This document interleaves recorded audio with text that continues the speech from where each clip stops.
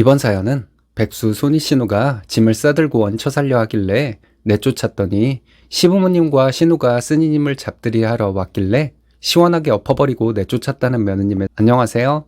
결혼한 지 1년 반 된 새댁입니다. 아이는 아직 없어요. 남편은 누나 하나가 있고 저는 남동생이 하나 있어요. 결혼할 때 집값 반반했습니다. 저희 사는 곳이 지방 소도시에서 조금 외진 지역이라 집값이 많이 싸요. 그래서 저희는 양가 부모님께 손 벌리지 않고 결혼했습니다. 한심한 신우 때문에 스트레스를 많이 받다가 염치 없는 행동과 시어머니의 어불성설 때문에 폭발을 해버렸습니다. 얼마 전 저희 집에 온 시부모님과 신우를 내쫓아 버렸어요. 시부모님과 신우는 그때 저를 잡들이하러 왔던 것 같습니다. 제 남동생은 현재는 직장을 다니고 있습니다. 예전에 제 동생이 대학 졸업하고 취업 준비를 하고 있을 때 남편이 직장을 알아봐 주었던 적이 있었어요. 친정은 2시간 정도 거리이고 남편이 소개해준 직장을 제 동생이 다니려면 이 근처에서 자취를 해야 하는 상황이었습니다. 한 달 정도만 동생이 저희 집에 있다가 집 구하는 대로 나가려고 얘기가 되었어요. 시어머니는 이 얘기를 듣고 절대 안 된다고 하셨습니다. 신혼집에 그렇게 누가 와서 살면 그게 아무리 형제라도 서로 불편해서 싸우게 된다고 하시더군요. 결국 남동생도 저희 집에 사는 것이 눈치 보이고 마침 다른 직장을 구하게 돼서 안 오게 되었습니다. 신우는 저보다 2살 많아요. 남편과 저는 동갑이고요. 신우는 대학원 졸업 후에 계약직 1년 일한 것이 전부인 사람입니다. 삼성, 현대 이런 대기업은 본인이 들어가기 싫어서 안 들어갔다고 말하는 신우예요. 신우는 하고 싶은 일이 자주 바뀌는 사람입니다. 상담사, 사회복지사 등등 사회복지를 위해 일하고 싶다고 하며 공부만 하고 취업할 생각은 없어 보였습니다. 작년에는 갑자기 작가가 되겠다고 하더니 고시원에서 살고 있었는데 신우와 친분이 있는 작가의 집에서 살기로 했다는 얘기가 들리더라고요. 시부모님은 경제적으로 어려운 상태입니다. 남편이 시댁에 월 50만 원씩 보내고 있어요. 남편과 저는 돈을 따로 관리하고 생활비 각출하기 때문에 남편이 시부모님에게 돈을 보내는 것에 대해서는 별로 신경 안 썼어요. 결혼 초기에 남편이 신우에게 듣기 싫은 말 한 번 했다가 난리가 난 적이 있습니다. 신우도 자식인데 형편이 되는 대로 부모님에게 돈을 보내야 하는 것 아니냐고 남편이 말했는데 이것 때문에 신우가 난리를 쳤던 거죠. 저희가 시댁에 갔을 때 신우는 시부모님에게 저희가 자기를 무시한다고 울고불고 난리도 아니었습니다. 신우는 자기가 대기업에 취업하는 것쯤은 일도 아니지만 다른 뜻이 있어서 공부하고 있는 중이라면서 네 와이프나 신경 쓰라고 소리소리 지르더라고요. 어디 남편 없는 년은 서러워서 살겠냐며 대성통곡을 하더니 너희들 두고 보겠다고 우리 부모님한테 잘하지 않으면 자기가 악마로 변할 것이라고 하는데 신우의 이런 태도가 이해가 가지 않았습니다. 울며 불며 신우하는 소리가 자기 부모님 마음 상하게 하면 국물도 없을 줄 알라고 소리치는데 뭔 소리를 하는 건지 제정신인지 궁금하더라고요. 그때 시어머니는 신우 편을 들었어요. 시어머니는 형제간에 그렇게 서운하게 하면 안 되는 것이라며 저희가 잘못한 것이니 신우에게 사과를 하라고 하시는데 남편이 신우에게 사과를 했습니다. 남편이 사과한 것이 잘못이었나 봐요. 시어머니는 남편 뒤에서 제가 남편을 조종해서 이런 일이 생긴 것이라 하셨습니다. 더 이상 큰 소리 나는 것이 두려워 저는 그냥 듣고 말았습니다. 이것도 잘못이었나 보더라고요. 저희는 신혼집을 남편 직장 근처로 잡았는데 여기는 도시에서 좀 외진 곳이라 제가 일하던 분야에 일자리가 없어서 일자리를 구하는데 시간이 좀 걸렸습니다. 그때 신우는 시부모님 앞에서 저를 비난하더라고요. 아무데나 가서 일하면 되지 뭘 그렇게 따지냐고요. 그럼 자기는 아무데나 가서 왜 일 못하나요? 대학원 졸업한 지 4년이 지났는데 자유를 만끽하고 싶어서 평일에 시간제 알바나 하는 주제의 말이에요. 이 말을 하고 싶었는데 차마 하지 못했습니다. 신우가 난리를 칠 게 뻔했으니까요. 시부모님은 신우를 항상 대단한 사람처럼 말씀하셨습니다. 시부모님은 신우를 박사님이라고 불렀거든요. 신우는 박사학위도 없는 석사인데 말이에요. 어떤 공부를 한다고 하면 시부모님은 우리 박사님 하시니까 신우는 취업도 안 하고 공부만 하면서 자기가 대단한 사람이라고 생각하는 것 같았습니다. 신우에게 남편이 부모님 생활비 보태라는 말을 했다가 난리가 난 후로 저희는 신우에게 별 신경 안 쓰기로 했습니다. 스트레스 받는 거 싫고 시부모님께 돈 드리는 것은 남편이 알아서 할 일이라 여겼죠. 저도 직장 다니고 있고 벌이가 적지 않으니 별로 신경 쓰고 싶지 않았습니다. 그런데 남편이 신우에게 또 취업 안 하고 뭐 하고 있냐며 뭐라고 했었나 봐요. 저는 이 사실을 알지도 못하고 있었습니다. 신우에게 뜬금없이 카톡이 오더군요.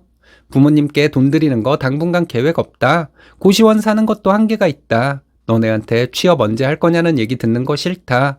나는 너네 별로 보고 싶지도 않고 너네가 나를 닥달할 때면 나도 못된 누나가 되고 싶은데 참고 있는 거다. 나는 부모님께 드릴 돈이 없으니까 너네가 알아서 부모님께 돈 보내라. 이렇게 카톡이 왔습니다. 저는 신우에게 이렇게 답장을 보냈어요. 나는 남편에게 형님 취업이나 부모님께 드리는 돈에 대해 말한 적 없다.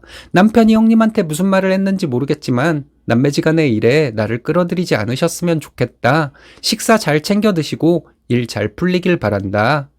그 후로 신우와는 연락하지 않고 지냈어요. 신우가 어느 작가의 집에서 지낸다고 했잖아요. 얼마 전에 신우가 남편에게 전화를 했습니다. 이번 주 토요일에 당장 짐을 빼야 하니 저희 남편에게 자기가 있는 곳으로 와달라는 것이었어요. 신우가 지내고 있던 그 집은 시댁과 같은 도시에 있었습니다. 그런데 남편은 자기 누나가 힘든 것 같으니 우리 집에서 며칠 쉬었다가 시댁으로 가면 안 되냐 묻더군요. 뭐하러 먼 우리 집에 짐을 가지고 오냐. 그냥 신우에게 시댁으로 가라고 말하라고 했습니다. 그리고 주말에 저는 건강검진 때문에 주말 동안 친정에 가 있었어요. 남편한테 전화가 오더라고요. 신우가 시댁으로 가기 싫다고 해서 우리 집으로 왔다더군요. 제가 집으로 돌아오기 전까지 신우의 거처를 마련해 보던지 시댁으로 보내던지 하겠다는 것이었습니다. 저는 안 된다고 했어요. 당신 혼자만의 집도 아니고 우리 둘의 집인데 나한테 물어보지도 않고 마음대로 데려와서 어쩌자는 거냐고 화를 냈습니다. 신우가 저희 집에 와서 집을 다 뒤져보고 살림도 다 뒤져볼 텐데 생각만 해도 정말 소름 끼쳤습니다. 신우가 예전에 저희 집에 오고 싶다고 하더니 저희 집에서 2주 정도 지내다 간 적이 있었거든요. 신우는 저희 집이 좋다고 이 근처에 취직해서 저희 집에서 살겠다고 말한 적이 있습니다. 그때 남편이랑 대판 싸웠어요. 남편이 신우에게 그러라고 해서요. 그때 저는 직장 알아보고 있는 때였거든요. 남편 출근하고 나면 신우는 컴퓨터 있는 작은 방에 틀어박혀서 제가 끼니 때마다 밥 차려주면 밥만 먹고 방으로 쏙 들어가서 나오지 않았습니다. 그리고 저한테 맨날 나가서 운동하라고 하고 남편 없을 때 집에서 담배 피우고 너무 짜증났어요. 남편 전화를 받고 저는 신우가 저희 집에 눌러 앉을 거라는 생각이 들더라고요. 저한테 카톡으로 그렇게 자기 하고 싶은 말 다 해서 서로 감정도 안 좋은데 시댁으로 들어가면 될 걸 왜 우리 집에 짐을 가져다 놓겠다는 건지 정말 이해할 수가 없었습니다. 집에 갔더니 신우는 저희 집에 와 있었습니다. 남편에게 당장 신우 데려다 주고 오라고 했죠.